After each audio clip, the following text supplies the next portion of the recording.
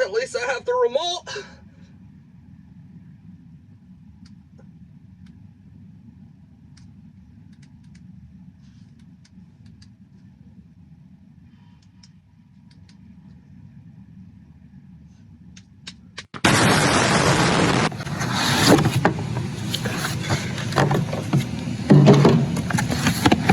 Wow, look at this. I would have never guessed. It's a genuine fake espar unit. Now we were gonna put this espar unit in, but and it's used, but I must have misplaced the parts somewhere along the line and I can't find the parts to it. So we're gonna put this genuine fake espar unit in, which I don't even know the name or make or model of this thing. So let's just continue unboxing it and get it mounted up in there and see how she works. So it's rose gold, I can already see, so it's gonna go great with your iPhones. I'm assuming this is all the parts. This looks basically right like an espar units kit. Like, I don't see any problems with this. Oh, we got a buck. Here it is. This is what it is. Whatever that is. Okay, first look. Wow, we got some carbon fiber. This is for like race trucks. I'm not gonna lie, this is like somebody went on Wish and ordered an espar unit and this is what they got, but here's the ratings for anybody that cares about the ratings. I don't know what to say about all this. We're gonna find out as we go. Got a little fuel pump. Let's just, here, this is for, this is a real espar one. And here's the size difference. Now, I don't know what the output difference is as far as heat goes. This one is quite a bit smaller. I don't know. We're gonna find out though. So we're doing some fitment on it right now. I decided to put it right here. We're gonna go a long ways like this. Normally I put them over here because they're a little bit easier to get to from like the bunk door right there. But I'll show you why I'm not doing that. Because this is a 48-inch bunk and I was gonna end up coming like right through the center of this cross member. So I couldn't do that. What we're gonna do is we're gonna go right in between here and here, over there, and everything should work out just fine. So we're gonna go ahead and mark this where I want it to be and cut a hole for our intake and exhaust and our little fuel inlet nipple right there. Now this is the part where most people would grab themselves a torch or something and cut a 7x7 hole in the bottom of your floor. But we are a little bit more advanced. I'm only gonna cut up a 4x4 hole.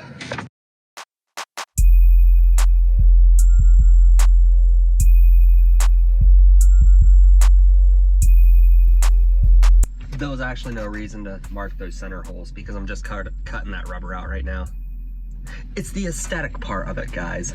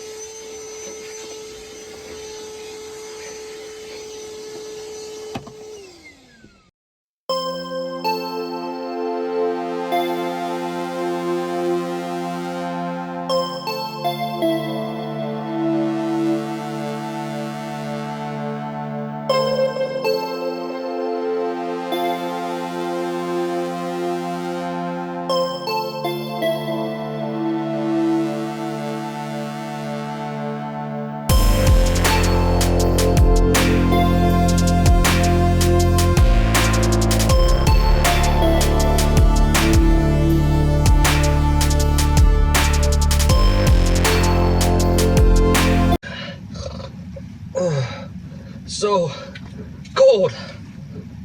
Gotta turn on my fake espar unit.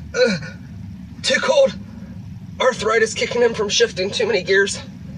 What am I gonna do? At least I have the remote.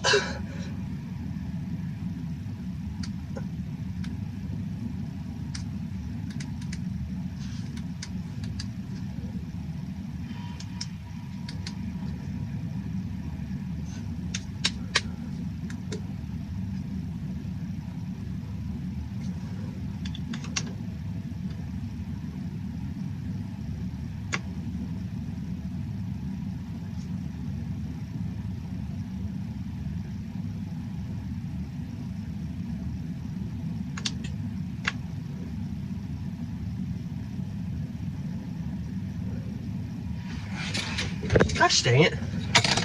The remote's not working. So despite the remote not working for me, which my dad tried it out and said that it worked for him, this right here is the screen setup, or whatever you want to say. This is the cord remote, and this is how I ran my cord because I didn't want to drill holes in my nice clean panel. Because for once, we got a Peterbilt that doesn't have a bunch of holes in it. So that's where I ran my cord. It goes through there. I drilled a hole in the bottom of this ashtray. Because our drivers don't use these, so it doesn't matter. There's the power button. That's how you turn the temperature up and down. And I guess this stuff over here is to go through and check the codes or change settings. Not sure, haven't messed with it. It works great. This is where I ran the vent through, right here. Now I got a flashlight. That's where I ran the vent through. On the 70-inch sleepers, I usually run 2 vents. I'll put one there and one on this side. But since this is just a little 48-inch bunk, I figured there's no reason for that much air circulation. And then, how do I open this? This is the unit, mount it to the floor right here. There's the ductwork. We're probably gonna remove that mess. So it looks kind of messy in here, but we're probably gonna get rid of that. So I don't know what the BTU difference is between this and Aspar, but this thing blows heat. Oh my gosh. This thing blows so much heat, it's absolutely insane. I really hope this thing lasts. I haven't had any problems with it yet. I'm really excited to try this thing out in this truck.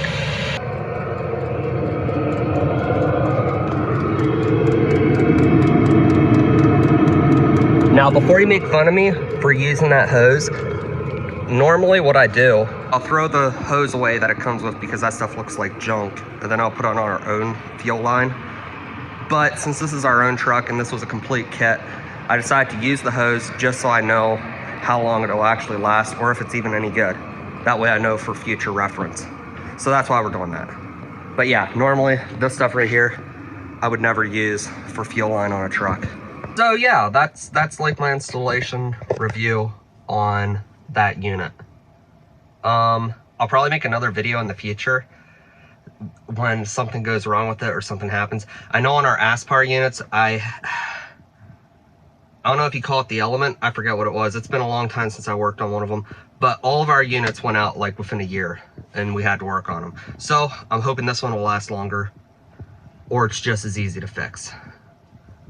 Let's continue on with something else. All right, so we're gonna shut the hood, pull this truck out, and give it a good bath because it is filthy.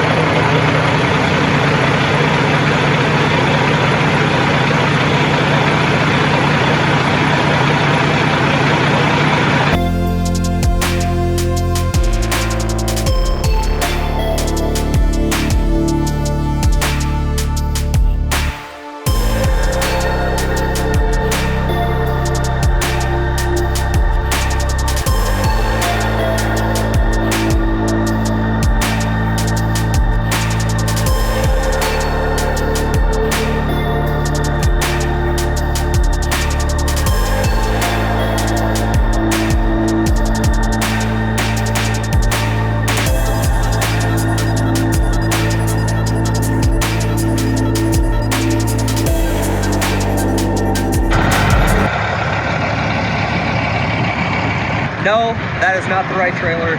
that's going to be hooked up to this. We actually have a black trailer with a red reefer that gets hooked to this one. So this is not the farewell video. That'll be in the next clip.